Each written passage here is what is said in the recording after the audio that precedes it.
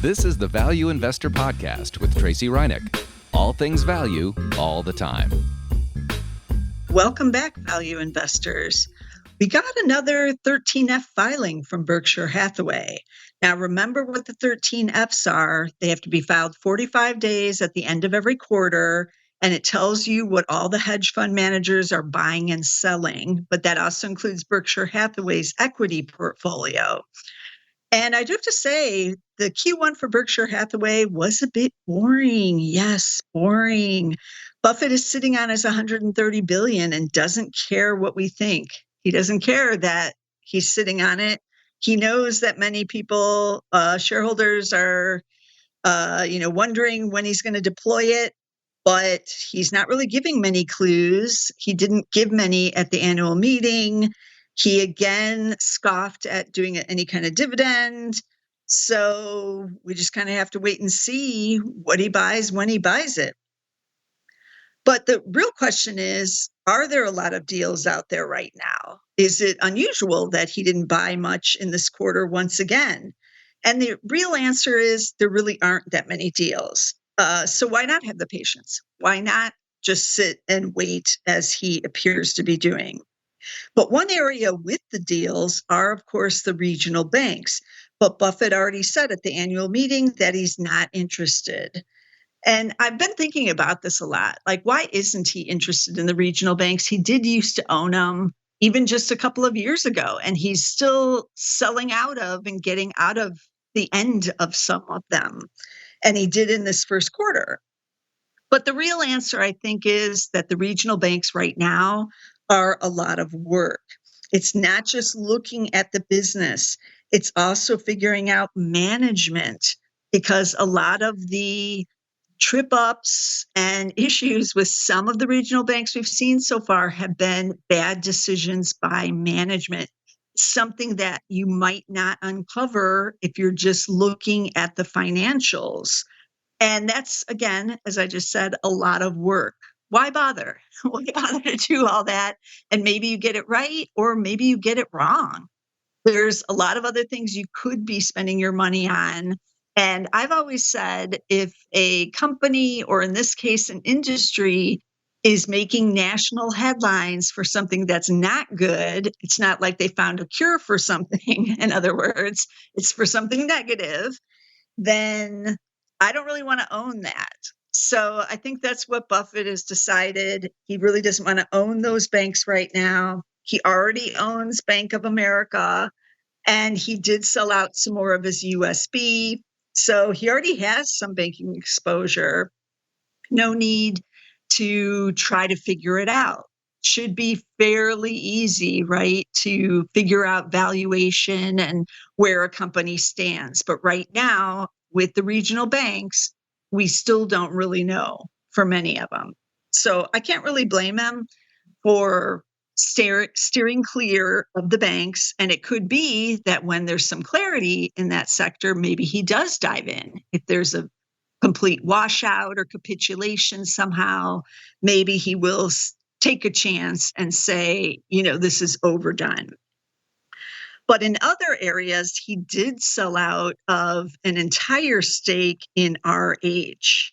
That was first bought in the third quarter of 2019.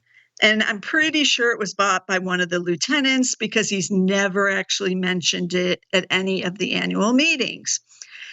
The lieutenant has added throughout the years. I think they were a 10% shareholder at one point. So am I surprised that they suddenly got out of this? No, because I used to own RH and my own personal portfolio. I owned it since 2016, and I got out of my entire position, which had been smaller than it originally was. But I finally sold my remaining shares also in the first quarter, around there. And so I wasn't really surprised to see this. The furniture boom is basically over. It's going to be a struggle, certainly this year, maybe even next year. And it's impacting the entire industry, not just RH. Look at TJX's Home Goods. They just reported earnings, and Home Goods, one of my favorite companies that they own. Remember, they own TJ Maxx and Marshalls, but they crushed it during the pandemic. But now those sales have slowed. You only need so many bread makers. You're only making so many cupcakes. You don't need any more cupcake trays. You're no longer, redoing rooms of your house. So you're not going to Home Goods as much anymore. So look at their comps and what's happened there. In fiscal year first quarter 2022, which was the first quarter of 2021, the comp sales were up 40% because that was coming off of the pandemic. It did get hit by the pandemic. Stores had to be closed. Home Goods, I think, did not have any online sales, if I remember correctly, either. So there was a big recovery for Home Goods. But last year, they were down 7%. And this year, they're down another 7%. So 2-year comp stack down 7% each year is telling you the trend has reversed. It's Marshalls and TJ Maxx stores, however, are doing much better. Those comps were up 5% this quarter on a 3% raise last year. And while they do have some Home Goods at both Marshalls and TJ Maxx, it's mostly apparel and accessories and other items like that, and not as much on the home side. But RH, taking a look at that, why did he, manage to get out of it now? If you look at the earnings, you can kind of see what is happening there, similar to what's happening at Home Goods. So RH, it's trading at 21 times. That's not cheap. Earnings expected to be down 43% this year to $11.35 from $20.06 because we were all ordering new furniture as we were buying new houses and vacation homes and all this stuff. So not surprising, those earnings are being crushed down. So are the shares over 2 years, down 61%. They do appear to have stabilized a bit around $250. They haven't really gone under that $200 level, but that would be an area to watch if you're still watching these shares. I might be interested if it, falls that low. But for now, I too am on the sidelines. I took a look at Williams-Sonoma. That's another one that was a big pandemic winner. It's actually much cheaper. It's trading at just 8.3 times, and earnings expected to be down, but only 18.8%. So to 13.43 from 16.54. The shares are down about 30% in the last 2 years, and they continue to be kind of on that downward trajectory as we keep hearing from these companies. And, even like a Home Depot saying that the consumer is kind of pulling back on home spending, then these shares continue to sink. I don't think any of them are at their lows. So if you have them on the list and you're thinking, I've always been interested, and some of these are the leaders, Williams-Sonoma and RH are the two industry leaders, is what I would call them. Put them on your watch list because I do think they're going to get much cheaper before, things are washed out here. What was he buying? He did make one big purchase, but this might have been one of the lieutenants, but they bought $1 billion of Capital One Financial, ticker COF. That's on the credit card side. They own some of the other credit card companies already. 2 years, these shares are down about 41%. So that's a pretty dramatic drop. I took a look at the other credit card companies. MasterCard, ticker MA, still trading at 30 times, but 2-year stack, it's now up 6.3%. And earnings expected to be up 15.2% year over year. So it's still generating that earnings growth, but you're still paying quite, to me, an expensive price still for those earnings at 30 times. It's not as bad as it used to be when it was at 50 times, but still not as cheap as I would like to see it. Visa, it's trading at 27 times, so a little bit more affordable, but and it too has come down off its highs. Over the 2 years, shares are up 2.6% for the 2-year stack. Earnings looking good again, expected to be up 14.4% to 858 versus 750. So the big major credit card companies still holding on to that earnings growth, but the shares not really responding in the same way anymore, because the growth stories and the I'll pay anything for MasterCard and Visa is kind of ended now. 2022 kind of shut that down. And so they're kind of treading water to some extent, not breaking out, not really breaking down, but just kind of hanging on right there. But, things a little bit better here because it's not looking too bad in these earnings reports here in 2023. So people still willing to dive in there. And if you're a growth investor, then maybe that seems pretty cheap to you to get it at 26 and 30 times for Visa and MasterCard. But let me see I'm sure Capital One is cheaper than some of these other ones. That's probably why they bought into that one. It's down the 40%. And yes, it has a forward P of 7.5. So that's pretty cheap. It does pay a dividend yielding 2.6%. And on its earnings, let's see what's happening. Its earnings, the earnings are expected to be down 31% from 1771 to 1218. So that's the difference, right? You're paying up, you're paying a higher valuation for the better earnings at Visa and MasterCard. So keep that in mind. I always try to buy the leaders, but pretty sure they actually already own both MasterCard and Visa for some reason. But it was always a small position. So they own 1.8 billion. It's just 0.58 of the portfolio. They bought it originally in 2011. That's right. I forgot how early they did buy in, but they've never added to it, I don't believe. And MasterCard, it's the same kind of similar story. These are excellent buys for them. I mean, they've done tremendous on it. That's a $1.5 billion position. And that one was bought in the first quarter of 2011. That's what I thought. He bought both of them at the same time.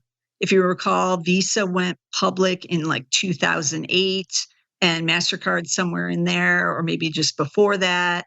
So it was a couple of years after the IPOs, but still early enough where you're still getting tremendous gains over, that amount of time. And just to, track just how good those investments have been. Well, in the 5-year now, Visa is up 79% because the last 2 years haven't really gone anywhere. But maximum since its IPO, it's up 1,346%. And it's made quite a few millionaires out there from just buying something as basic as the credit card companies. But you did have to know ones to buy. So MasterCard, I think that went public in 2006 is what it has. That one's up even more, 8,274%. Maybe that's what happens when you have a couple extra years on there to tack on. But it's just soared as well. So not a shabby investment by any means, but kind of surprising that he hasn't added anything more to it. Also kind of surprising, as I've mentioned, that he's not adding more to Apple, but it is fairly expensive stock here at, over 26 times earnings or whatever it's at right now.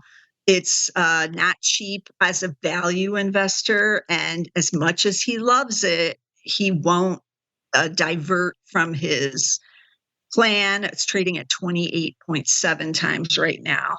So he still has patience. He still has discipline. Even though he's sitting on 130 billion, he's not willing to, risk that by buying something, even the greatest company in the whole entire Berkshire Hathaway is what he called it. He's not willing to overpay for an asset. And that must be what he feels Apple is right now, would be overpaying for it. So he's not adding to that. So instead, he's mostly just sitting there waiting for something that looks juicy or interesting, or a company he can buy outright for a number of billions of dollars, 40, $50 billion acquisition of some sort to use a big chunk of the money. But otherwise, he's collecting his dividends and he's waiting. And again, just having patience. That is one thing that all of us can remember about Buffett is, and use it in our own trading and investing, is that it's really his patience that is legendary. And he's willing to wait sometimes for years before he decides to buy something or get in. And he's not willing to just deploy the money because things haven't gotten cheap enough. And so he never throws in the towel. That's what I would say. He's never like, darn, all these companies are soaring. We missed the bottom. I really want to own them. I'm just going to buy them here. He never does that. But many of us do, right? Many of us want that momentum. We want to get in on the best trades. We usually aren't there in the bottom. And so we do just kind of throw caution to the wind and get in there. And sometimes it works, but sometimes it's to our detriment. So as I said, Buffett isn't doing much. And so it's relatively boring. But RH does have to feel a little bit irked that he did sell the entire position. That always gave them some credibility, or not even credibility, just backing. If Buffett owns a big share of your company, then that says something about your company. But if they're selling out of your company, then what does that say? I don't know. I'm still a fan of RH and its CEO, Gary Friedman. And I still like luxury furniture. I just feel it can get cheaper. And so why not buy it cheaper? And maybe that's what we'll see happen a year or two from now as well in the Berkshire portfolio. We'll have to wait and see. But RH was just a very small percentage of the overall portfolio. So it's not really going to have any ramifications that they sold that position. And it's really is still about, some of these big top 4 positions in their equity portfolio, because I couldn't even remember for sure they own MasterCard or Visa. And they do. And those have been tremendous performers, but it really hasn't moved the needle because they are small positions in the overall portfolio. So let me recap the stocks we talked about. So we did talk about RH and its ticker RH, and we talked about Williams and Sonoma, ticker WSM. We talked a little bit about Home Goods, ticker TJX, because TJ Maxx owns them. And the home goods side is not doing well, but the retail side appears to be doing a little bit better. Then we talked about Capital One Financial, ticker COF as in Frank, COF. And MasterCard is MA, Visa is V, and we talked about Bank of America briefly. He still does own that. BAC is that ticker, and I think that's it. I think those are the main ones I mentioned. But as always, it's easy to find where Buffett's equity portfolio is. Here's some hints. Do go to whalewisdom.com. You can see the changes that happened there. It is free to just look at the 13 Fs, and it lists all the stocks, and you can actually click on where they have bought and sold right there. You do need a subscription to see like more detailed information. Like if you wanted to find out how many people are buying Capital One Financial right now and out of the hedge funds, you would need a subscription for that. But just to see what Buffett is doing, you don't need a subscription. And when these 13 Fs came out, I did go over to Whale Wisdom, like within a few minutes of them being released.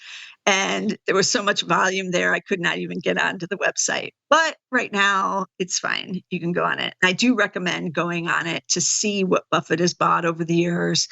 when he bought it, how big those positions are, because a lot of his portfolio is just never really talked about.